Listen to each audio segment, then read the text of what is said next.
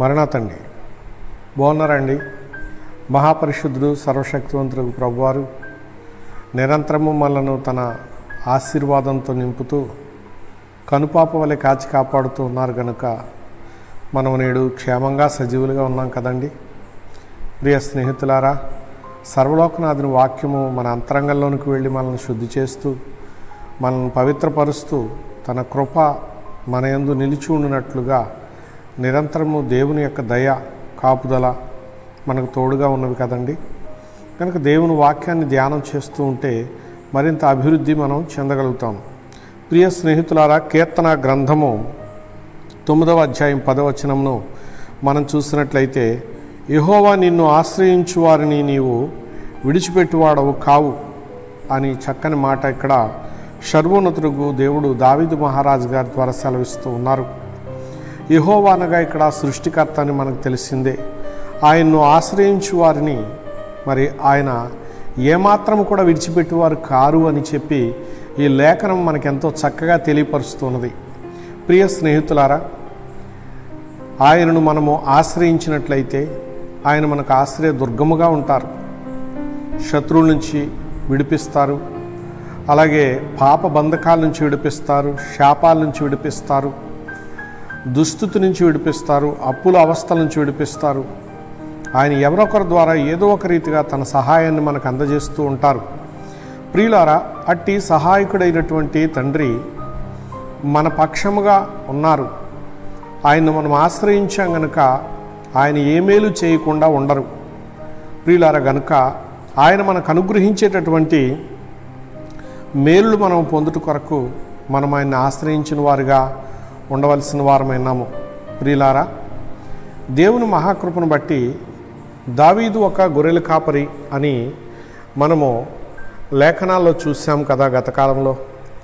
ప్రియులారా, అతడు అరణ్యములో ఒంటరివాడై దేవునిని ఆశ్రయించిన వారై ఉన్నారు. దేవునికి ప్రార్థన చేస్తూ దైవ సన్నిధి చేస్తూ అతడు దైవ ధ్యానంతో దైవ తలంపుతో ఉన్నప్పుడు అతడు కాచేటటువంటి తన తండ్రి మందకు ఆపద సంభవించింది.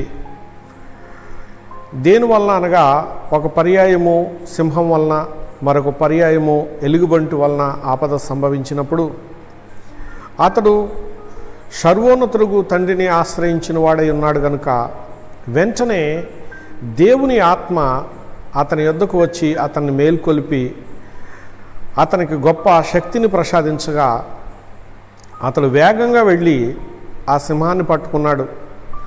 ఆ సింహపు నోట్లో ఉన్నటువంటి ఆ గొర్రెపిల్లను విడిపించాడు, సింహాన్ని చీల్చివేశాడు.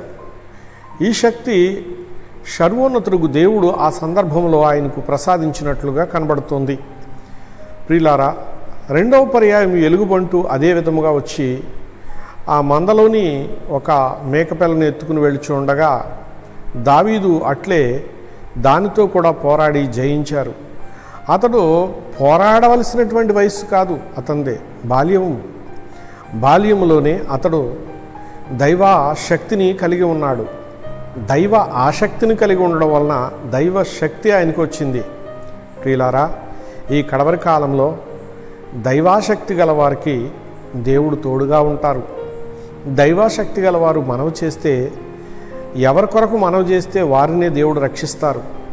ప్రియ స్నేహితులారా, మనమంతా కూడా సర్వోన్నతుని యందు మనస్సు నుంచి ఆయన్ని ఆశ్రయించిన వారుగా ఉండాలి. ఆయన ఆశ్రయించిన వారికి ఏ మేలు కొదువై ఉండదన్నారు కనుక మనము మానవులము ఆయనను ఆశ్రయించవలసిన వారం. మనము క్రింది వారము, ఆయన పైవారై ఉన్నారు గనుక మనం ఆయన ఆశ్రయించిన నాడు పైనుండి మనకు సహాయం అనుగ్రహించబడుతుంది.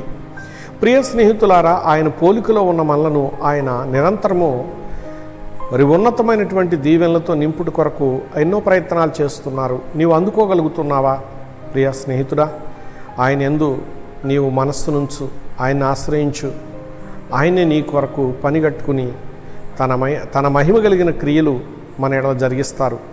అట్టి మహిమా స్వరూపియగు ప్రభు సహాయము, సహవాసము, సమాధానము, నడిపింపు మనందరికీ తోడైన వర్ధల చేయునుగాక. ఆమేన్. చిన్న ప్రార్థన చేసుకుందామండి. ప్రాణ ప్రియుడైన యేసుక్రీస్తు ప్రభువా, నీకు స్తోత్రములు. నీవు సెలవిచ్చిన ఈ పవిత్రమైనటువంటి వాగ్దానము ప్రభువా, ఇదిగో నీ యందు విశ్వాసం ఉంచిన బిడ్డలు, నిన్ను వెంబడిస్తున్నటువంటి బిడ్డలు, నిన్ను ఆశ్రయించినటువంటి బిడ్డలు లోకంలో ఉన్నారు కనుక వారిని బట్టి మరి అనేకులను నీవు రక్షించు తండ్రి. స్తోత్రాలు. కడవరి దినాల్లో ఉన్నాము అయ్యా. నీ సొత్తును నవ్వులు పాలు కాకుండా నిరంతరము నీ కాపుదల్లో బద్దలు చేయండి. నీ కృపలో భద్రపరచండి. ప్రతి విధమైన అంధకార క్రియలను చూడిపించండి. సాతాను సంబంధితమైన దుస్తల నుండి విడుదలనివ్వండి. మేలుతో తృప్తిపరచండి. ఘనమైన కార్యాలతో ప్రభువా ప్రతి ఒక్క బిడ్డను తట్టి ముట్టి బలపరచమని ఆనాడు దావీదు గారు అందుకున్నట్లుగా నేడును నిన్ను ఆశ్రయించిన బిడ్డలందరూ అందుకొని సాక్షులై ఫలించినట్లు కృపనిమ్మని యేసు వారికి అప్పగిస్తున్నాను. పరమ తండ్రి. ఆమెన్. అందరికీ మరణాతండి.